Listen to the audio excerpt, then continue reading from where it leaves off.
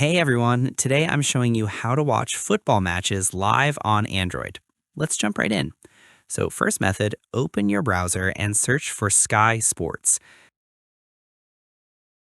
Tap on the football section, accept the cookies pop up, then tap the three lines in the top right.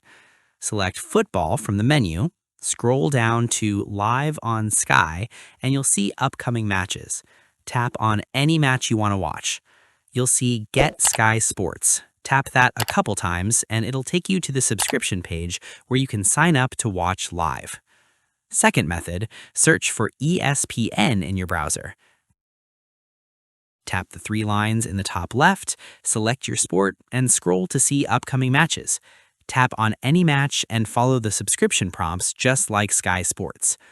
Both of these are paid services, but they're totally legal and give you high-quality streams without any buffering or sketchy ads. And that's it. Two reliable ways to watch football live on your Android phone.